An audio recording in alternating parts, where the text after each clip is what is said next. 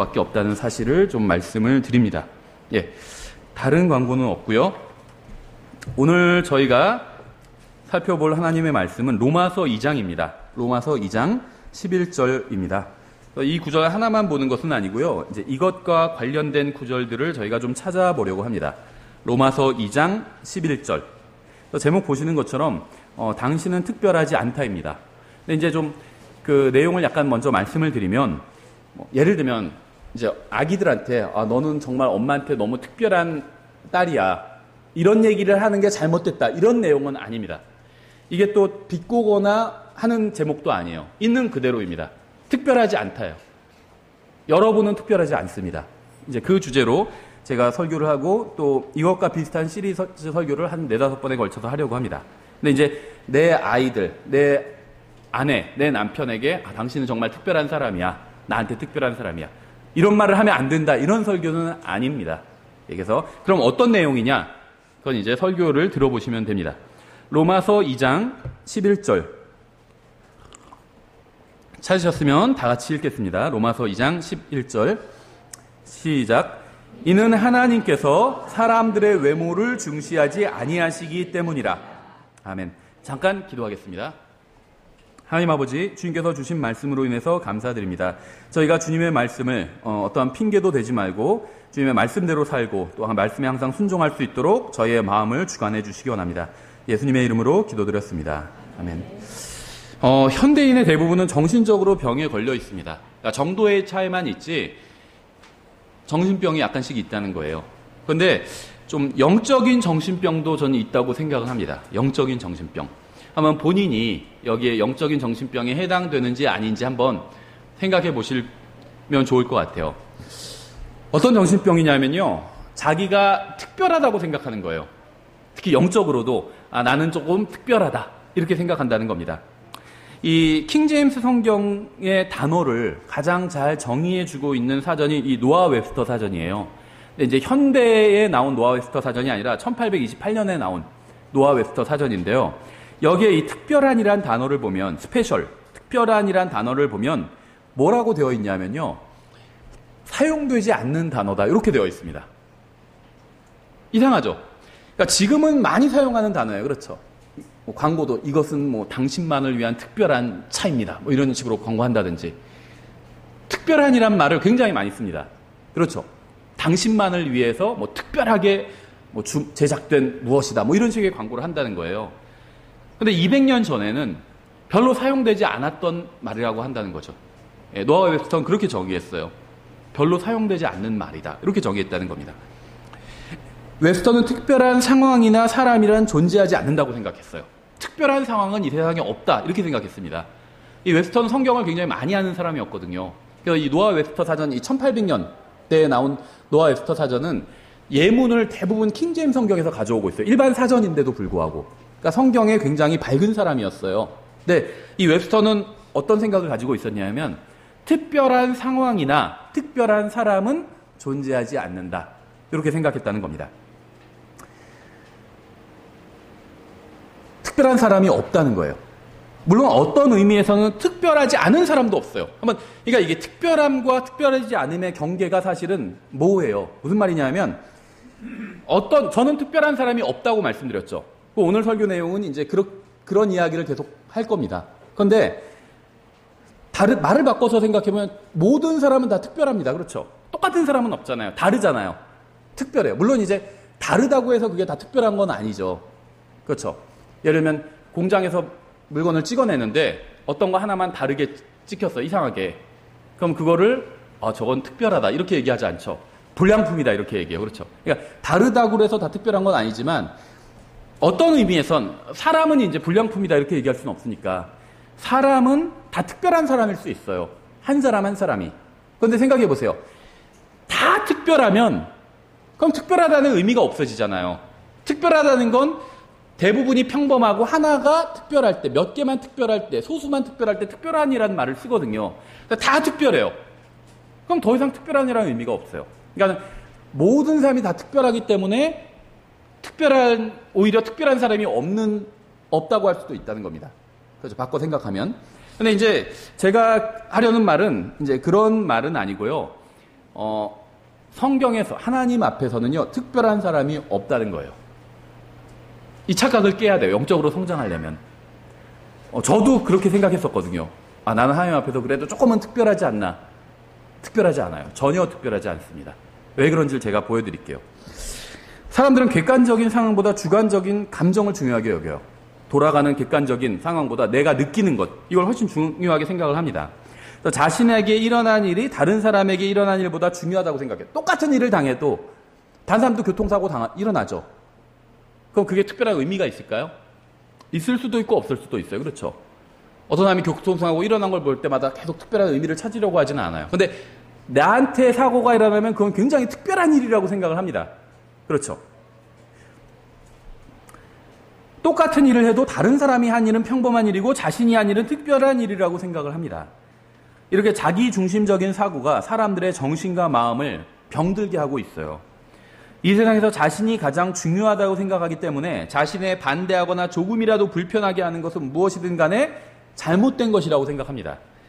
그래서 친구든 동료든 형제든 목사든 하나님이든 자신을 반대하거나 자기에게 뭔가를 지적하면 분노하거나 절망하거나 낙심해버리고 만다는 겁니다. 이 성경에 특별한이라는 단어가 나올까요? 나와요. 많이 나오진 않습니다. 스페셜이란 이 단어는 2번 나와요. 제가 찾아보니까 더 나올 수도 있겠는데 제가 찾아본 걸로는 딱 2번 나오더라고요. 더 나와봤자 더 많이 나오지는 않아요. 하나님께서는 죄를 지은 가나안 민족들을 이스라엘 백성의 손에 넘겨주신 후에 이스라엘 백성에게 이렇게 말씀하셨어요. 신명기 7장 6절에 너는 주 내 하나님께 거룩한 백성이니라. 이스라엘 민족에게 하시는 말씀이죠. 주 내 하나님께서 지면 위의 모든 백성들 위로 너를 높여 자신에게 특별한 백성으로 선택하셨나니 이렇게 말씀하고 있습니다. 그러니까 성경이 말씀하는 특별한 백성은 하나님께서 특별한 목적을 위해 선택하신 이스라엘 민족이었어요. 그렇죠. 특히 이스라엘 민족을 선택하신 데는 여러 가지 이유가 있지만 처음에 아담과 이브 뱀에게 하신 말씀, 여자의 씨를 통해서 이 뱀의 머리를 부수겠다, 메시아를 보내주겠다, 이 약속을 또 지키기 위해서 이스라엘을 선택하셨다고 볼 수가 있겠죠. 그러니까 이스라엘이 특별한 백성이 된 데는 여러 가지 이유가 있습니다. 가장 중요한 이유는 바로 이스라엘을 통해서 메시아를 보내실 거기 때문에 특별한 백성이다, 이렇게 선택하셨다고 우리가 생각할 수가 있겠죠. 그래서 성경에 의하면 이스라엘은 특별한 백성이었습니다. 특별한 민족이었어요. 또 하나님께서는 특별한 목적을 위해서 사도 바울의 손으로 특별한 기적을 행하게 하셨죠. 예수님께서 사도 바울에게 특별하게 나타나셨죠. 사도 바울 외에 그렇게 길에서 갑자기 빛을 비춰서 음성을 들려주는 방법으로 누군가에게 신약 시대에 나타나신 일은 없습니다. 사도 바울은 예수님께서도 특별히 선택하신 그릇이라고 말씀하셨어요. 이방인들을 위해서. 그렇죠. 그래서 사도행전 19장 11절부터 12절에 이렇게 되어 있어요. 하나님께서 바울의 손으로 특별한 기적들을 행하셨으므로 심지어 사람들이 그의 몸에서 수건이나 앞치마를 가져다가 병사들에게 대기만 해도 질병들이 그들에게서 떠나고 악한 영들도 그들에게서 나가더라. 근데 이러한 일이요, 일반적인 일이 아니래요. 아무나 그냥 목사가 자기가 신유의 은사 있다고 해서 사람들한테 하면 막 질병이 낫고 그런 게 아니래요. 왜냐하면 바울에게는 특별한 기적들을 행하는 능력을 주셨기 때문입니다. 다른 사람들에게 다 똑같은 능력 주셨으면 이건 특별한 능력이 아니죠. 바울에게만 주셨어요. 아주 특별한 능력을. 그래서 다른 사도들도 병 고치는 은사를 받았었지만 바울은 더 특별하게 받았다는 겁니다. 그래서 성경에 의하면 특별한 것은 2가지밖에 없어요. 첫째는 하나님께서 특별한 목적을 위해서 선택하신 이스라엘 민족입니다. 둘째는 특별한 목적을 위해서 사도 바울이 행하는 기적들이에요. 이 2가지만 특별합니다. 사도 바울은 신약 성경의 진리를 전하고 다니던 사람이었어요. 근데 문제는 사도 바울이 진리를 전하고 다닐 땐 이 사도 바울이 전하는 신약 성경이 아직 기록되기 전이었죠. 그래서 제가 전하는 진리가 성경적인 건지 아닌지 어떻게 알죠? 성경 읽어보면서 비교해보면 되잖아요. 그렇죠? 근데 사도 바울이 전하는 진리는 사람들이 그렇게 할 수가 없었다는 겁니다. 그래서 하나님께서는 사도 바울에게 특별한 기적을 행하는 능력을 주셨어요. 그래서 사도 바울이 진리를 전하고 특별한 기적을 행하잖아요. 그럼 사람들은 그것을 보고 일반적인 일이 아니었거든요. 이거는 하나님께서 함께 사도 바울과 함께 하시는구나. 따라서 사도 바울이 전하는 이 말씀도 진리의 말씀이구나. 이렇게 알 수 있게 하기 위해서 특별한 기적을 행하는 능력을 사도 바울에게 주셨다는 거죠. 그래서 성경에는요, 특별한 것이 이 2개뿐이 나오지 않습니다. 이외에는 특별하다고 하는 것이 없어요, 성경에는. 그래서 성경은 이것 외에 어떤 개인이 특별하다고 말씀하신 적이 단 한 번도 없습니다. 이러한 사실이 왜 중요할까요? 이러한 사실을 아는 것은 우리의 영적 성장을 위해서 굉장히 중요합니다. 여러분은 인생을 살아가면서 결혼이나 가정이나 직장이나 교회 생활 등에서 여러 가지 문제를 안고 살아가고 있어요. 여러분이 성경을 읽다가 혹은 설교나 성경 공부를 듣다가 여러분의 문제에 관한 말씀을 대하게 되면 이제 두 가지 반응 중 하나를 보이게 됩니다. 첫째는 하나님의 말씀에 순종해서 하나님께서 성경을 읽다 보니까 나에게 하나님께서 무엇을 하라고 말씀하고 있어요. 예를 들면 아주 쉬운 예로 복음을 전하라 이렇게 말씀하는 명령이 있죠. 그리스도의 대사로서 우리가 예수님을 알리고 다녀야 되죠. 그 말씀을 딱 읽을 때 내가 그렇게 하겠습니다. 이렇게 반응할 수도 있죠. 또 다른 반응은 나의 경우는 특별한 경우이기 때문에 내가 이 말씀대로 할 수도 없고 그렇기 때문에 나는 하지 않아도 된다. 이런 반응을 보일 수도 있다는 거예요. 하나님께서는 복음을 전하라고 하셨지만 나의 상황은 좀 특별해 지금. 내가 전할 수가 없어. 아니면 성경에서는 서로 속이지 말고 거짓말하지 말라고 그랬죠. 그러면 아멘 하고 정직하게 살 수도 있어요. 그런데 그런 말씀을 봤을 때 거짓말을 하면 안 돼. 그건 맞아. 나도 동의해. 하지만 내 상황은 너무 특별하기 때문에 좀 먹고 살려면 거짓말을 할 수밖에 없어. 이런 반응을 보일 수도 있다는 겁니다. 그렇죠. 하나님의 말씀을 전하면 이런 얘기를 하는 사람들이 있어요. 형제님, 목사님 좀 이해하지 못하실 거예요. 저의 경우는 정말 특별하거든요. 라고 말하는 사람도 있다는 겁니다. 근데 제가 면전에 대놓고 전혀 특별하지 않은데요. 이렇게 얘기할 수가 없다는 점 좀 양해해 주시고요. 그냥 이 자리에서 말씀드리면 특별하지 않아요. 전혀 특별하지 않습니다. 저는 교회 나올 수가 없어요. 아니, 나올 수 있어요. 저는 지금 상황이 복음을 전할 수가 없어요. 전할 수 있어요. 전하라고 하셨잖아요. 저는 지금 상황이 제가 하는 일이요. 거짓말을 할 수밖에 없어요. 이게 속일 수밖에 없는 일이에요. 아니요. 속이지 않을 수 있어요. 하나님의 말씀대로 정직하게 살 수 있어요. 제가 지금 이렇게 대표로 말씀을 드릴게요. 성경에는 하나님께서 우리에게 하시는 말씀이 기록되어 있죠. 특히 예수 그리스도를 믿고 구원받아 하나님의 자녀가 된 사람들이 어떻게 살아야 하는지 지침이 나와 있습니다. 그런데 수많은 그리스도인들이 이러한 말씀에 따라 살지 않고 있어요. 왜냐하면 자기는 특별하고 자신의 경우나 자신의 상황은 특별하다고 생각하는 거예요. 내가 지금 처한 상황, 우리 가족 관계는 아주 특별한 관계야. 이런 흔하지 않아. 나는 특별해. 그러니까 나는 내가 다른 사람보다 잘났다는 게 아니라 내가 지금 처한 상황이 특별하고 내가 하나님 말씀대로 할 수가 없어. 이렇게 핑계 댄다는 거죠. 그래서 하나님 말씀에 순종할 수 없다는 거예요. 그래서 이 말씀이 맞아. 나도 동의해. 다른 사람들은 다 이렇게 살아야 돼. 근데 나는 나의 경우엔 그렇지가 않아. 이렇게 생각하는 사람들이 있다는 거예요. 근데 의외로 많아요. 사실은요. 제 생각할 땐 전부 다예요. 그리스도인들이 다 그렇게 생각합니다. 대부분 아주 소수의 사람들만 하나님의 말씀에 순종해서 살고 있고 이 킹제임스 성경 진영도 마찬가지예요. 겉으로는 바른 성경 쓰고 바른 교리 믿는다 그러지만 사실은 하나님의 말씀대로 살지 않아요. 핑계를 대요. 그래서 자기가 아는 것으로 만족해요. 난 바른 교리를 알고 있어. 중요하죠. 근데 그거는요. 중요하지만 아무것도 변화시킬 수가 없어요. 그러니까 그리스도의 심판석에서 전혀 상급을 주지 못하는 일이라는 겁니다. 진리를 아는 건 중요하죠. 진리만 안다고 해서 상급을 받게 되는 건 아니라는 거예요. 누가 상급을 받게 되는 줄 아세요? 하나님의 말씀대로 산 사람이 상급을 받게 돼요. 그렇죠. 근데 하나님의 말씀대로 살지 못하는 그런 특별한 상황은 없다는 겁니다. 그렇게 생각한다면 그건 착각하고 있는 거예요. 마귀가 속인 겁니다.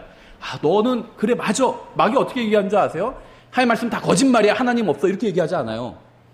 너는 하나님이 있어. 맞아. 하나님 말씀대로 해야 돼. 킹제임 성경 맞아. 킹제임 성경대로 해야 돼. 그런데 너 지금 네 상황은 그렇지가 않잖아. 하나님도 이해해 주실 거야. 성경 어디에서 내가 하나님의 말씀대로 살지 않았는데 하나님께서 이해해 주신다는 말씀이 있나요?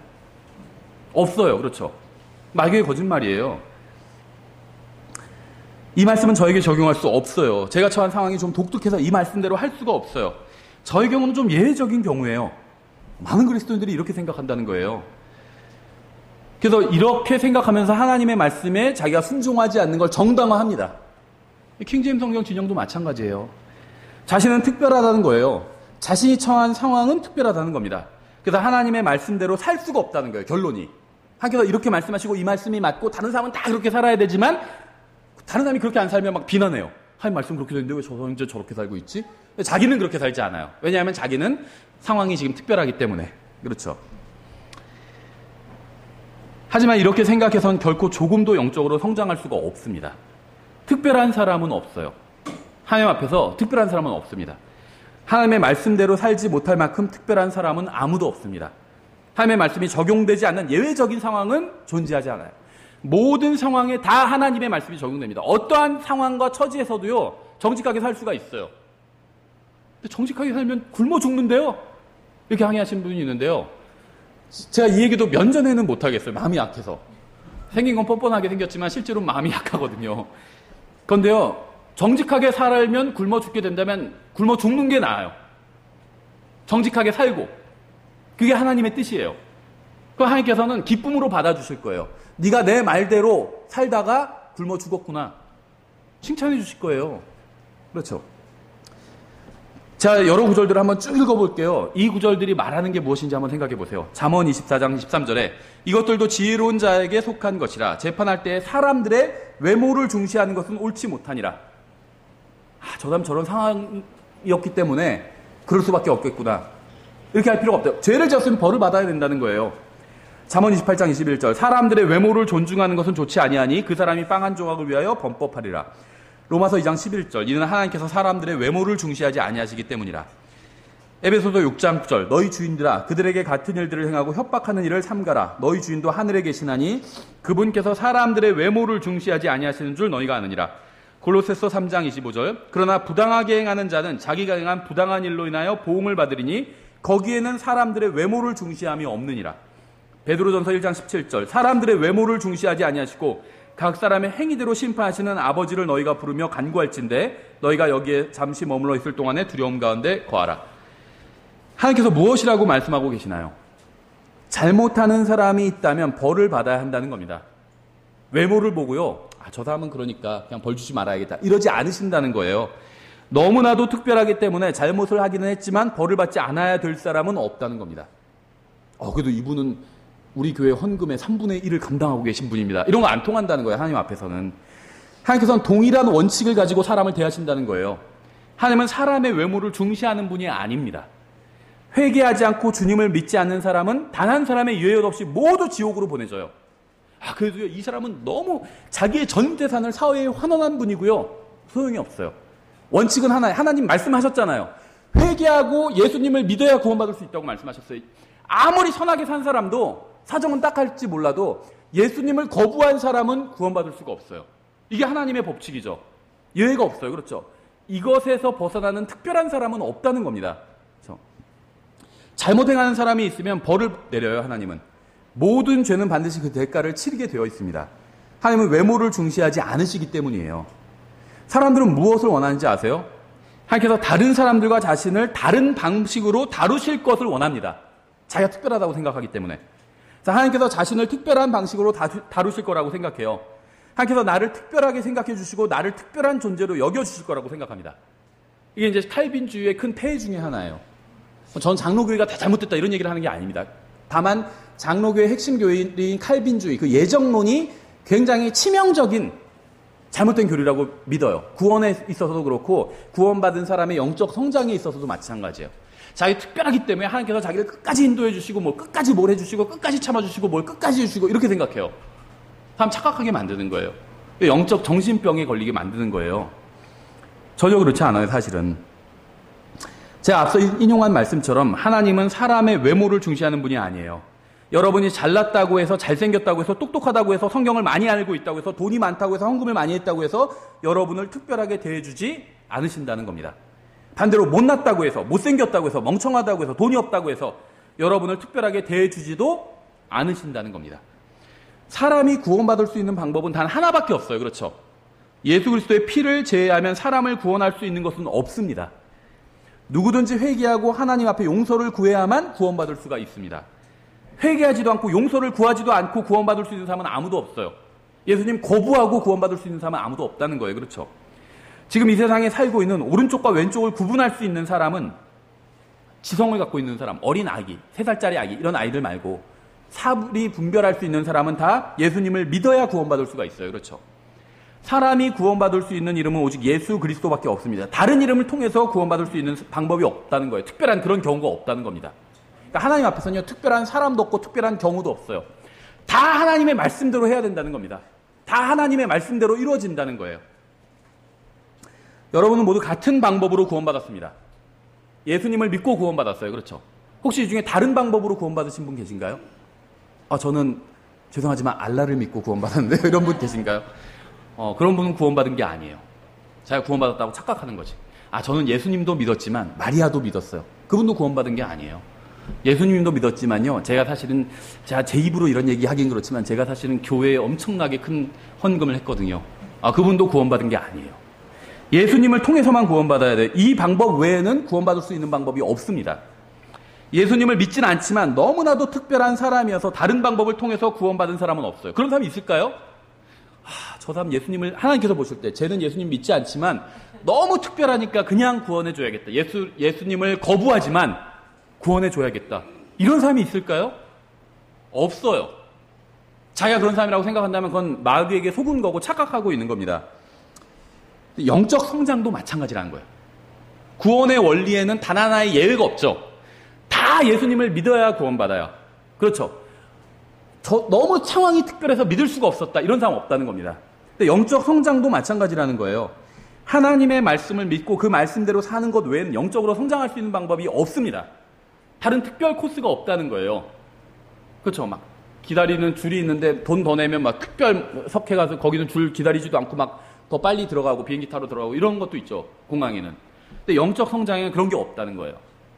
똑같이 하나님의 말씀대로 하는 그 줄에 서 있어야 된다는 겁니다. 다른 걸 통해서 특별한 방법으로 더 빨리 할 수 있는 방법이 없다는 거예요. 여러분 중엔 너무나도 특별해서 하나님의 말씀대로 살지 않아도 영적으로 성장할 수 있는 사람은 아무도 없다는 겁니다. 다른 사람은 그래. 다 하나님의 말씀대로 살아야 영적 성장할 수 있어. 근데 나는 특별하니까 사실은 하나님의 말씀대로 별로 여태까지 산 적도 없지만 그래도 영적으로 난 많이 성장했을 거야. 이렇게 생각한다면 그건 착각하고 있는 거예요. 여러분이 왜 영적으로 성장하지 못했는지 아세요? 하나님의 말씀대로 살지 않았기 때문이에요. 하나님께서 말씀하셨는데요. 그 말씀을 무시했기 때문입니다. 그 말씀을 실행하지 않았기 때문이에요. 주님의 말씀에 순종하지 않았기 때문에 영적으로 성장하지 못한 거예요. 다른 이유가 없어요. 여러분이 어떤 환경에서 자랐건 얼마나 많은 돈을 가지고 있건 아니면 현재 어떤 상황에 처해 있건 아니면 돈이 얼마나 없건 상관없이 누구도 하나님의 말씀에서 예외가 되는 특별한 사람은 없습니다. 돈이 너무 많아서 다른 방법으로 영적으로 성장할 하나님 말씀대로 살지 않아도 영적으로 성장할 수 있는 게 아닌 것처럼 반대로 돈이 너무 없어서 먹고 살기 너무 바빠서 하나님의 말씀대로 하지 않아도 그래도 그냥 영적으로 성장할 수 있는 이런 것도 없다는 거예요. 하나님의 말씀은 항상 여러분에게 적용할 수 있습니다. 적용이 돼요. 적용 안 되는 경우는 없어요. 여러분이 다 구원받았다면 이 중에 하나님의 말씀대로 하지 않고도 영적으로 성장할 수 있는 사람은 아무도 없다는 겁니다. 여러분 중 누구도 하나님의 말씀대로 살지 않아도 될 만큼 특별한 사람은 없다는 거예요. 너희는 다 말씀대로 살아라. 근데 너는 특별하니까 말씀대로 살지 않아도 된다. 이런 말씀을 받은 사람이 아무도 없다는 거예요. 대부분의 사람들은 두 가지 기준을 가지고 있어요. 하나는 다른 사람들을 판단하는 기준이고 다른 하나는 자기를 판단하는 기준입니다. 이 두 가지가 달라요. 이 두 기준으로 자신과 다른 사람들을 판단하면서 하나님도 자기처럼 두 가지 기준을 가지고 이 세상 모든 사람들을 하나의 기준으로 판단하시고 특별한 기준으로 나를 판단하실 것이라고 착각하면서 살아가고 있어요. 그러니까 사람들은요 다 위선자예요. 너나 할 거 없이 두 가지 기준을 갖고 있거든요. 다른 사람들은 이렇게 해야 돼. 이렇게 생각하면서 자기는 나는 그렇게 하지 않아도 돼. 왜냐면 난 특별하니까. 이렇게 생각한다는 거예요. 그렇죠? 그런데 하나님도 나에 대해서 그렇게 생각하실 것이라고 착각한다는 거예요.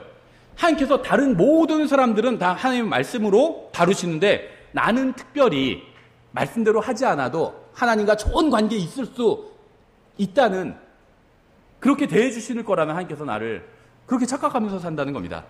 하지만 사실은 전혀 그렇지 않아요. 하나님께서는 단 하나의 기준으로 모든 사람을 판단하십니다. 하나님께서는 다른 사람들을 판단하는 동일한 기준으로 여러분을 판단하고 계십니다. 여러분은 단 한 사람도 예외 없이 모두 하나님의 말씀을 따라 살아야 합니다. 하나님의 말씀대로 살지 않아도 될 만한 정당한 이유를 가진 사람은 아무도 없어요. 하나님 앞에 특별한 사람은 아무도 없습니다. 하나님은 외모를 중시하지 않으시기 때문이에요. 저는 여러분이 영적으로 성장해 가기를 원합니다. 여러분의 인생이 의미 있고 값진 인생이 되기를 원해요. 하지만 여러분이 하나님의 말씀에 순종하지 않는다면 그건 불가능해요. 의미 있는 인생, 정말 하나님 앞에서 보석과 같은 값진 인생이 되는 것은 하나님의 말씀에 순종할 때만 가능하다는 겁니다. 예외가 없어요. 단 한 명도 예외가 없어요. 사람들이 말씀에 순종하지 않는 이유가 무엇인지 아세요? 말씀에 순종하지 않는 가장 큰 이유는 그 말씀이 자기에게 적용되지 않는다고 생각하기 때문이에요. 자신은 특별하기 때문에 그 말씀이 다른 사람들에게는 다 적용되지만 자신은 예외고 자신에겐 적용되지 않는다고 생각합니다. 제가 몇 가지 질문을 할 테니까 한번 잘 생각해 보세요. 성경에 기록된 말씀이 거짓이라고 하면서 믿지 않는 사람은 훌륭한 사람일까요? 진리를 성경에 기록된 말씀이 다 거짓이라고 그래요. 믿지 않아요. 이런 사람은 하나님 앞에서 훌륭한 사람일까요? 하나님은 존재하지 않는다고 하면서 하나님을 부인하는 사람은 훌륭한 사람일까요? 아니죠. 당연히. 우리는 모두 성경이 사실이라고 믿습니다. 하나님도 믿고 하나님의 말씀도 믿어요. 그렇죠? 근데 디모데전서 5장 8절 이렇게 되어 있어요. 그러나 누가 자기 친족, 특히 자기 집 사람들을 부양하지 아니하면 그는 믿음을 부인한 자요 불신자보다 나쁜 자니라. 이 말씀에 의하면 자기 집 식구들을 부양하지 아니하면 그 사람은 믿음을 부인한 자요 불신자보다, 하나님을 부인하는 자보다 훨씬 더 나쁜 자래요. 성경은 일을 하라고 말씀하고 있죠. 일을 해서 가족을 부양하라고 말씀하고 있어요. 근데 그 말씀에 순종하지 않으면 불신자보다, 하나님을 거부하고 하나님 없다고 하는 사람보다 더 나쁜 사람이라고 하나님께서 말씀하셨다는 거죠. 하나님께서 이렇게 말씀하셨다면 모든 사람은 이 말씀을 따라야 됩니다. 이 말씀대로 하지 않은 사람은 어떠한 변명을 하든 상관없이 믿음을 부인하고 있는 거예요. 우리 중에 하나님의 말씀대로 살지 않아도 될 만큼 특별한 이유를 가진 사람은 아무도 없습니다. 왜냐하면 우리 중 특별한 사람은 아무도 없기 때문이에요. 여러분은 특별하지 않아요. 예, 정말로. 특별하지 않아요. 정말로. 저도 특별하지 않고요.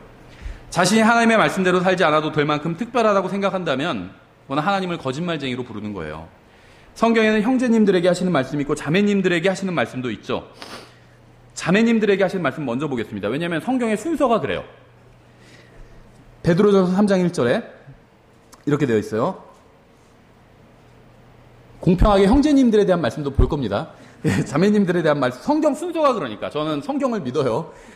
예, 3장 1절 아내들아 이와 같이 너희도 너희 남편에게 복종하라 이렇게 말씀하고 있어요. 이 말씀은 모든 그리스도인 아내들에게 하시는 말씀입니다. 결혼한 그리스도인 아내들, 구원받은 자매님들, 근데 남편이 있어요. 결혼해서. 그런 사람이라면 이 말씀이 다 해당된다는 거예요. 예외가 있을까요? 그러니까 남편이 없거나 혼자 사시거나 이러면 상관이 없어요. 근데 결혼해서 옆에 남편이 있어요. 그런 사람에게는 해당이 된다는 거예요. 그렇죠? 감사하게도 남편이 먼저 하늘나라에 가셨거나 이러면 해당이 없어요. 그런데 남편이 있어요. 옆에. 그럼 해당이 돼요. 하지만 이 말씀대로 사는 그리스도인 아내가 많을까요? 적을까요? 예, 아실 거라고 생각해요. 제가 얘기를 하지 않아도. 왜 그런지 아세요? 왜 적은지 아세요? 대부분의 그리스도인 아내들은요, 자기가 특별하다고 생각하기 때문이에요. 이 말씀이 보편적으로는 맞는 말씀이긴 하지만 자신의 상황은 특별하기 때문에 이 말씀에 순종하거나 이 말씀대로 살아야 될 필요는 없다고 생각을 합니다. 만약 하나님께서 자신의 남편에 대해서 아신다면 이 말씀에 순종하라고 강요하지 않으실 것이라고 생각한다는 거예요. 그렇죠? 어쩌면 주님께서 자신의 특별한 상황을 보시고 예외를 인정해 주실지도 모른다고 생각한다는 겁니다. 왜냐하면 자기는 특별하기 때문에, 자기의 상황은 특별하고, 우리 남편은, 딴 남편들은 다 괜찮은데 우리 남편은 하필 굉장히 이상한 사람이고 잘못된 것을 요구하기 때문에 내가 순종할 수가 없다. 그래서 남편에게 순종할 수가 없다고 하는 자매님들이 있어요. 그러니까 이 베드로전서 3장 1절이 진리다. 여긴 동의해요. 모든 그리스도인들은 이렇게 살아야 된다. 이것도 동의하는데 나의 상황은 그렇지 않다는 거예요. 하나님께서도 아마 나를 예외로 인정해 주실 것이다. 이렇게 생각을 하는 자매님들이 있다는 겁니다. 근데 그런 생각은 하나님께서 주신 생각일까요? 마귀가 준 생각일까요? 네. 하나님께서 주신 생각은 아니에요. 그렇죠. 성경 언어에서도 아내들아 이와 같이 너희도 너희 남편에게 복종하라. 다만 남편이 괜찮은 사람인 경우에. 이런 단서가 없어요. 그냥 남편이면 복종하래요. 남편이면. 단서가 없어요. 잘생기고 뭐 돈을 많이 벌어오고 괜찮고 다정하고 집안일 많이 해주고 그런 사람이면 복종하라. 이런 단서가 없어요. 남편이면 복종하래요. 예외가 없는 겁니다. 주 예수 그리스도를 믿으라. 그럼 믿어야 되죠. 예외가 없어요. 믿지 않아도 구원받을 수 있다. 이런 게 아니에요. 똑같아요. 똑같은 진리예요. 그렇죠. 다른 자매들은 다 남편에게 복종하라는 말씀에 순종해야 되지만 나는 특별한 상황이고 우리 남편 특별하기 때문에 정말 우리 남편 독특해요. 막 이렇게 얘기하는 분들이 있어요. 하고 싶은데 막 복종할 수가 없어요. 하나님께서 이해해 주실 거예요. 아니요. 하나님은 이해 못 하세요. 왜 말씀대로 살지 않는지, 순종하지 않는지 이해 못 하시는 거예요. 하나님도. 1절부터 6절에 아내들아 이와 같이 너희도 너희 남편에게 복종하라. 이것은 누가 말씀에 순종하지 아니하여도 단서까지 달아놓으셨죠. 말씀에 순종하지 않아도 복종하래요. 말씀에 순종하지 아니하여도 그들 또한 말없이 아내의 행실을 통해 얻고자 함이니 두려움이 동반된 너희의 정숙한 행실을 그들이 눈여겨보느니라. 하나님 말씀 안 믿는 것 같아도요. 아내가 행동하는 건 다 보고 있대요. 왜 저렇게 하지? 내가 막 화를 내고 막 내가 지금 더 안 좋게 했는데도 왜 저렇게 순종하면서 저렇게 훌륭한 태도를 보이지? 정말 하나님을 믿는 것엔 뭔가가 있나 보다. 이렇게 생각할 수 있다는 거예요. 그게 사람의 마음을 바꾼대요. 너의 단장은 머리를 닦고 금으로 치장하며 옷을 차려입는 그런 외적 단장으로 하지 말고, 그리스도인의 옷 차림에 관한 말씀이죠. 옷을 깨끗이 입어야 돼요. 하지만 그보다 더 중요한 게 있어요. 근데 이것도 중요하죠. 깨끗이 단정하게 입는 것도. 치장하며 옷을 차려입는 그런 외적 단장으로 하지 말고 오직 마음에 감추어진 사람으로 하되 썩지 아니하는 것, 즉 온유하고 조용한 영의 장식으로 할지니 그것은 하나님의 눈앞에서 지극히 값진 것이니라. 옛적에 하나님을 신뢰한 거룩한 여자들도, 이제는 어떤 여자들이 거룩하다고 말씀하고 있는데요. 왜 거룩한지 이제 이유가 나와요.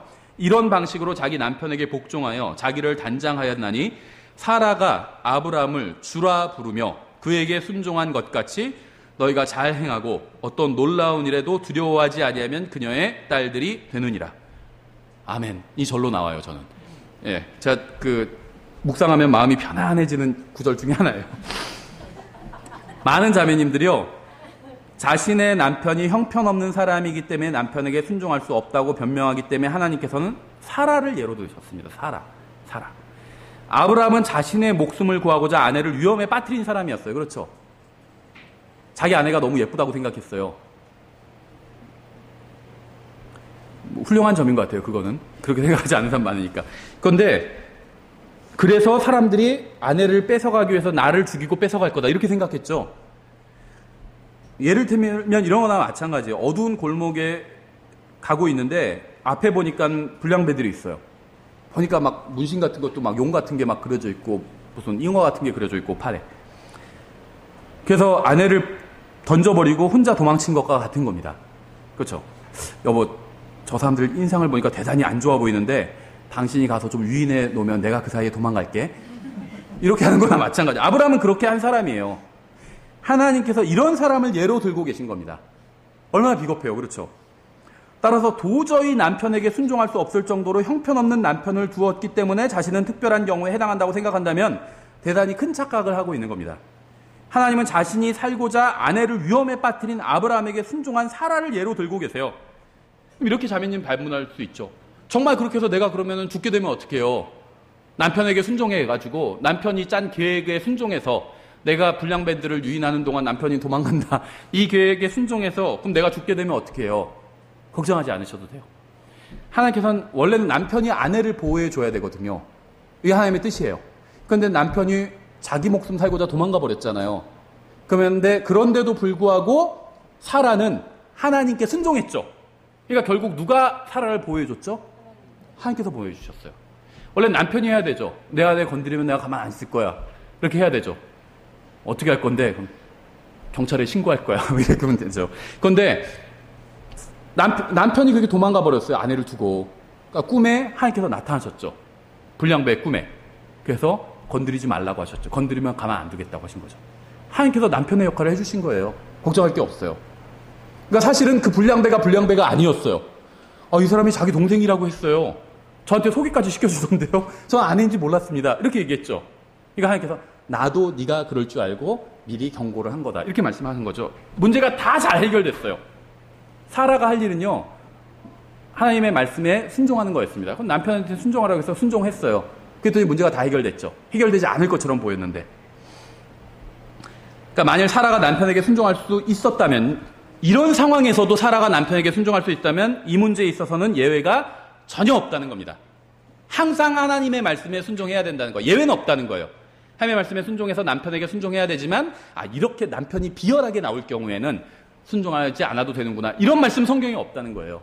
예외가 없다는 거예요. 특별한 경우는 없다는 겁니다. 옛적에 하나님을 신뢰한 거룩한 여자들도 이런 방식으로 자기 남편에게 복종하여 자기를 단장하였나니 사라가 아브라함을 주라 부르며 그에게 순종한 것 같이 너희가 잘 행하고 어떤 놀라운 일에도 두려워하지 아니하면 그녀의 딸들이 되느니라. 자신이 처한 상황은 특별하기 때문에 하나님의 말씀대로 남편에게 순종할 수 없다고 주장한다면 그건 하나님을 거짓말쟁이로 만드는 것이고 믿음을 부인하는 것이고 불신자보다 더 악한 겁니다. 그렇죠. 여기까지만 하고 설교를 마쳐도 괜찮을 것 같은데 너무 억울하다고 생각하시는 자매님도 있을 수 있으니까 다음 절도 읽겠습니다. 7절 남편들아 이와 같이 너희도 지식에 따라 그들과 동거하고 아내를 더 약한 그릇이요 또 생명의 은혜를 함께 상속받을 자로 여기고 존중하라. 아내만 두고 도망가지 말라는 거죠. 그리하여야 너희 기도가 방해를 받지 아니하리라. 그러니까 자신은 특별하기 때문에 이 말씀대로 할 수 없다고 주장할 수 있는 사람은 아무도 없습니다. 우리 아내가 사실은요 너무 말을 안 듣고 그래가지고요 그렇게 변명하지 말라는 거예요. 이 말씀에 예외가 되는 특별한 그리스도인 남편은 없다는 겁니다. 아내에 대한 말씀은 6절이지만 아쉽게도 남편에 대한 말씀은 1절이죠. 제가 설명하지 않겠지만 아마 그 이유가 있을 거예요. 하나님께서 정하신 그렇죠. 자신은 남편보다 훨씬 더 똑똑하고 영적이고 특별한 상황에 처했기 때문에 남편에게 순종하라는 말씀은 자기에게 적용되지 않는다고 생각하는 사람은 진리를 부인하는 사람입니다. 자신은 특별하기 때문에 남편에게 순종하지 않아도 된다고 하는 사람은 하나님과 좋은 관계에 있지 못한 사람이에요. 하나님의 말씀대로 하지 않으면서 영적이 될 수 있는 방법은 전혀 없습니다. 어떠한 이유를 대건 상관없이 하나님의 말씀대로 하지 않으면 그건 육신적인 것이고 믿음을 부인하는 거예요. 왜냐하면 성경이 말씀하시는 믿음은 항상 하나님의 말씀을 믿는 게 믿음이기 때문에 여러분은 특별하지 않아요. 남편에게 순종하지 않아도 될 만큼 특별한 상황에 있는 사람은 없습니다. 하나님의 말씀에 따르지 않아도 될 만큼 특별한 사람은 아무도 없어요. 성령님의 말씀에 따르지 않는 사람은 영적인 사람이 아니에요. 아멘이라는 말의 의미는 동의합니다 이런 말이에요. 그렇게 하겠습니다. 그렇게 될지어다. 그렇게 되었으면 좋겠습니다. 그렇게 하겠습니다. 동의합니다. 이게 아멘이거든요. 아멘의 의미거든요. 한번 아멘 해볼까요? 아멘. 아멘. 하나 둘 셋 하면 자 하나 둘 셋 아멘. 우리에게 저는 가장 필요한 것이 바로 이 아멘 하는 거라고 생각해요. 하나님께서 무엇인가를 말씀하시면 아멘 하는 게 우리에게 가장 필요한 일이라고 생각을 합니다. 입술로만이 아니라 마음으로 하나님의 말씀에 아멘으로 화답하는 게 필요해요. 인생으로, 행동으로 아멘이라고 화답하는 게 필요하다는 겁니다. 하나님의 말씀이 내 마음에 들지 않고 내 생각과 다르고 그래도 달라도 아멘으로 화답하고 그 말씀대로 한번 살아보세요. 내 생각과 달라요. 내 상황은 좀 특별한 것 같은데 하나님께서 이렇게 말씀하셨다면 내 생각을 접고 아멘이라고 하고 그 말씀대로 한번 순종해서 살아보세요. 그러면 모든 것이 변할 겁니다. 잠언 22장 15절 이렇게 되어 있죠. 아이의 마음에는 어리석음이 매어 있거니와 바로잡는 회초리가 그것을 몰아내어 그에게서 멀리 떠나게 하리라 이렇게 말씀하고 있어요. 성경은 아이가 잘못을 하면 매를 대라고 말씀하고 있습니다. 하지만 이런 말씀을 싫어하는 사람들도 있어요. 그렇죠. 현대 특히 교육에서 아이를 때리면 아동학대다 이렇게 얘기하고 있죠. 저도 아이를 때려야 된다. 아이가 말을 듣지 않으면 때려야 된다. 이런 말이 저도 어릴 땐 싫었어요. 근데 이제 크고 나니까는 별로 그렇게 싫지는 않더라고요. 필요한 것 같아요. 근데 이제 구분하실 게 있어요. 이건 어린 아이도 무조건 때려라. 이런 말씀은 아닙니다. 성경에 보면요. 이게 성경은 아주 세밀하게 구분해주고 있어요. 뉴본 베이비가 있어요. 갓난 아이처럼 말씀의 젖을 사모하라 이렇게 말씀하고 있죠. 뉴본 베이비가 있고 베이비가 있어요. 아이들. 갓난 아이는 이제 태어난 지 얼마 안 되는 이죠. 베이비는 아마 돌 정도, 한 2돌 전까지 한 돌 정도. 이게 베이비겠죠. 그 다음에 영 차일드가 있어요. 영 칠들은. 이거는 한 4-5살. 이렇게 해당되는 것 같아요. 그리고 이제 아이들이 있어요. 그럼 여기서 말하는 아이들이 몇 살일까요? 정확히는 알 수 없는데요. 이 누가복음 2장에 보면요. 예수님의 12살 12살이라고 하면서 12살 때 예수님께서 성전에 가신 이 일화가 있잖아요. 그 얘기를 하면서 차일드 지저스 이렇게 얘기하고 있어요. 아이 예수님께서 이렇게 말씀하고 있습니다. 그래서 이 아이라는 것은요, 3살짜리, 4살짜리도 몽둥이로 패라 이렇게 말씀하고 있는 게 아닙니다. 성경은. 그거는 영 차일드예요. 영 차일드를 때리란 말씀은 없어요. 아이들이에요. 차일드. 그런데 몇 살이 차일드인지는 우리가 정확히는 몰라도 12살짜리를 성경에선 차일드라고 부르고 있습니다. 그러니까 대충 어느 정도가 차일드인지는 아시겠죠. 12살짜리는 때릴만 해요. 그렇죠. 3살짜리는 별로 때릴 때도 없거든요. 근데 12살짜리 때릴 때가 있어요. 그렇죠. 때릴 때가 있어요. 그런데요, 뭐라고 말씀하고 있냐면 아주 성경은 정확해요. 회초리로 때리되 몰아낼 정도로 때려요. 몰아낼 정도로 때리래요. 그래서 회초리가 그것을 몰아내요. 그러니까 때릴 때 몰아낼 정도로 때려야 됩니다. 잘못을 몰아낼 정도로. 그런데요, 이 몰아내다라는 단어가 드라이브거든요. 드라이브. 이 드라이브라는 게 우리가 운전하는 것만 생각하잖아요. 몽둥이를 휘두르는 것도 드라이브예요. 이게 골프 치시는 분들은 아마 무슨 말인지 아실 거예요. 저는 골프를 몰라요. 참고로 말씀드리면. 근데 그 골프는 뭐 막대기로 하여튼 간에 조그만 구멍에 조그만 공을 넣는 게 골프잖아요. 그러면은 그 구멍이 바로 앞에 있고 한 50cm 앞에 있어요. 그럼 거기서는 그냥 톡 쳐서 넣죠. 그건 드라이브가 아니에요. 드라이브 샷은요, 이렇게 풀 스윙 하는 거 있죠. 풀 스윙. 이게 드라이브예요. 그래서 제가 그 골프 타임즈 검색을 해봤는데요. 이렇게 되어 있어요. 이 아마추어와 프로의 차이는 뭐냐면 이 아마추어와 프로의 드라이브 샷의 차이는 스윙의 크기에 달려있다 이렇게 얘기해요. 프로는 스윙이 크다 이렇게 얘기해요. 그러니까 드라이브 샷을 날릴 때 스윙이 크다는 겁니다. 드라이브 몰아낼 때 스윙을 크게 해야 돼요. 무슨 말이냐면 세게 때리라는 거예요. 세게 때리라는 거예요. 그렇죠. 예, 그래서 아마추어는 작게 휘두르고 프로는 크게 휘두른다고 합니다. 다시 말하면 풀 스윙으로 세게 때리라는 거예요. 12살 정도 되는 아이들은. 그렇죠. 그러니까 사람들은 자신이 특별하다고 생각을 합니다. 그리스도인도 자신이 특별하다고 생각합니다. 그리고 자신의 아이도 특별하다고 생각해요. 하나님께서 무엇인가를 말씀하셨지만 자신에게는 그거보다 더 좋은 생각이 있다고 주장을 해요. 아이를 회초리로 때리라고 말씀하셨지만 우리 아이는 특별하기 때문에 그럴 필요가 없다고 주장합니다. 심지어 그리스도인 중에서도요, 아이를 때리는 것은 잘못된 훈육 방식이라고 주장하는 사람들도 있어요. 그런 분들은 저에게 항의하지 마세요. 저는 아이를 때리라고 한 적이 없어요. 저는 그저 하나님께서 그렇게 말씀하셨다고 전하고 있을 뿐이죠. 따지려면 하나님께 따져야 돼요. 저한테 따지지 마시고. 하지만 하나님께 따지러 가기 전에 먼저 과연 자신이 하나님보다 더 똑똑한지 한번 차분히 생각해 볼 만한 하다는 거죠. 그렇다고 해서 아이를 바로잡는 방법이 항상 풀스윙으로 때리는 것밖에 없다. 저는 그렇게 얘기하는 게 아닙니다. 말로 타이를 수도 있어요. 그렇죠. 너 이거 잘못된 거 알아 몰라? 알아요. 다시는 안 그럴게요. 그럼 때릴 필요가 없어요. 그렇죠. 말로 할 수가 있고요. 그런데도 말을 안 들어요. 그럼 때릴 수 있죠. 근데 또 안 들어요. 계속. 그러면은 내버려 둘 수도 있어요. 이게 하나님께서 쓰시는 방법이거든요. 우리가 잘못됐을 때 하나님께서 말씀을 통해서 말씀하시죠. 거기서 우리가 깨달아요. 그러면 된 거예요. 그렇죠. 그 다음에 그런데 깨닫지 못하면 또 때리실 때가 있죠. 사람의 막대기로 때리신다고 하잖아요. 때리실 때가 있어요. 그래도 말을 안 들으면 어떻게 하시는 줄 아세요? 내버려 두세요. 그냥 하나님께서. 네. 이게 하나님의 방법이고 우리도 이런 방법 쓸 수 있다는 겁니다. 근데 어쨌든지 간에 아이를 훈육하는 방법 중엔 때리는 것도 있다는 거예요. 이게 성경의 방법이라는 겁니다. 내 아이는 특별하기 때문에 이런 방법은 아니다. 그건 자기 생각이죠. 하나님께서는 그렇게 말씀하지 않으셨다는 겁니다. 잠언 19장 18절에도 소망이 있을 동안에 내 아들을 징계하되 그가 운다고 내 혼을 아끼지 말지니라. 그러니까 아이가 다 커버리면 더 이상 아이를 바로잡을 수 있는 소망이 없습니다. 예, 20살, 심지어 어떤 분은요 30살 된 아이를 놓고 막 상담 오시는 경우도 있어요. 어떻게 해야 될까요 제가 하면서. 뭘 어떻게 해요? 더 이상 차일드가 아니에요. 30살이 무슨 차일드예요. 차일드가 아니에요. 맨이에요.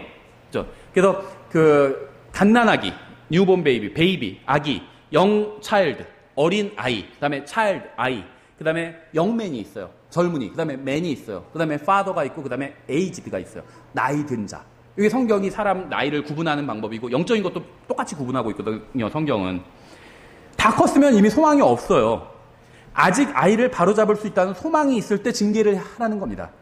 그리고 고등학생 아이가 그렇게 아이를 어렸을 때 징계하면, 차일드 때 징계하면 어떻게 되는지 아세요? 고3짜리 딸이 갑자기 임신해서 어느 날 나타나지 않는다는 거예요. 그렇죠. 임신해서 나타나면 그건 이미 소망이 없어요. 지났습니다. 그렇죠.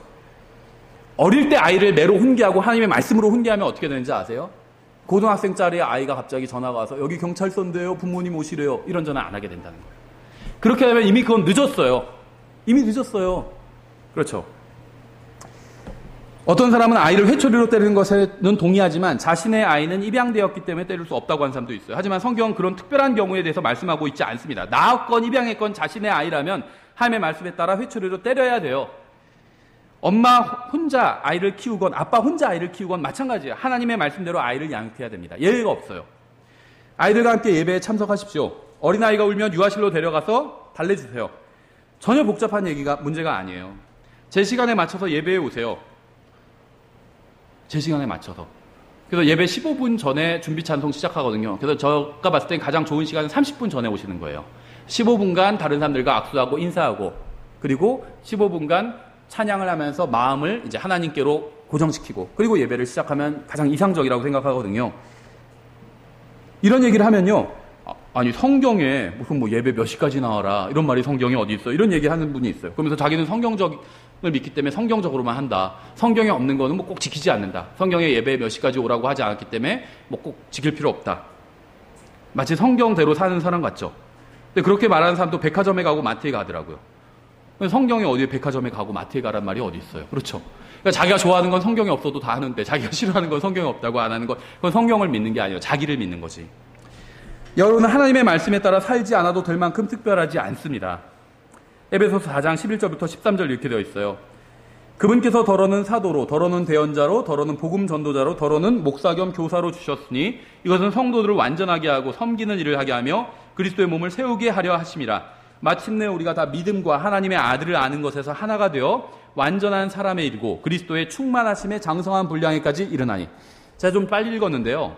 성경은 그리스도를 아는 것과 장성한 분량에까지 이르는 것 사이에 하나가 되는 것이 대해서 말씀하고 있어요. 다시 한번 나중에 집에서 쭉 읽어보세요. 그리스도인이 하나가 되는 것을 막는 것이 무엇인지 아세요? 교회가 하나가 되는 것을 막는 것이 무엇인지 아세요? 자기는 특별하다는 생각이에요. 그래, 예배는 제 시간에 맞춰 와야 돼. 근데 나는 좀 사정이 있어. 난 특별해. 이렇게 생각하는 거예요. 그럼 교회가 하나가 되지 않는 거예요. 자신은 특별하다고 생각하기 때문에 하나님의 말씀을 따르지 않아도, 규칙을 따르지 않아도 된다고 생각하는 겁니다.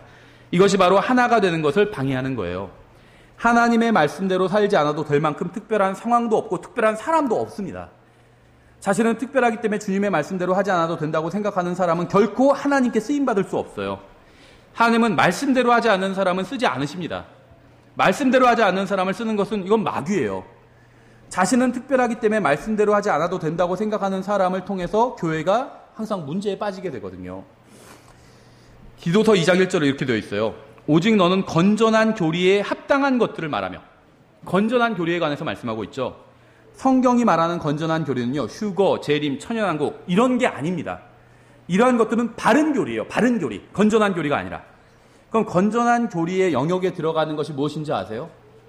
하나님의 말씀대로 실제로 사는 것이에요. 휴거대로 살 수가 없죠. 어떻게 살아요? 천연한국대로 어떻게 살아요? 이건 바른 교리예요. 미래에 일어날 바른 교리예요. 그렇죠?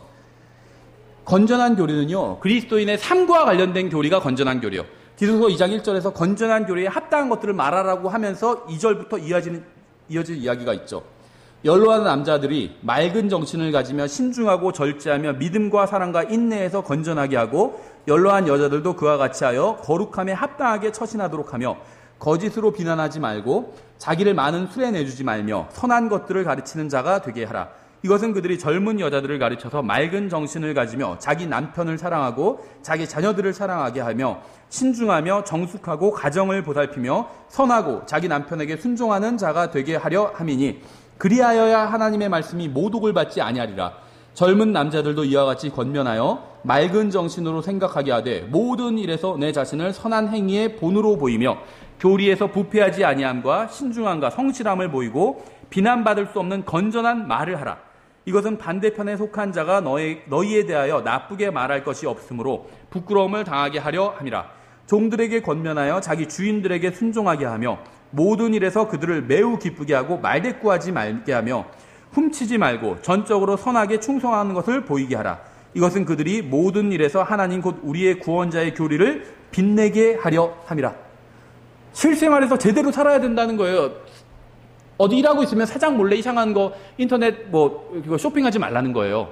그건 자기 개인 시간에 해야 되죠. 일을 하라는 겁니다. 사장이 보고 있지 않아도. 그래야 내가 나중에 개인적인 자리에서 사장님한테 복음을 전할 때 복음을 받아들일 수 있는 거예요. 그렇죠? 이 건전한 교리가 이런 것들이에요. 그리스도인의 삶과 관련된 것들이에요.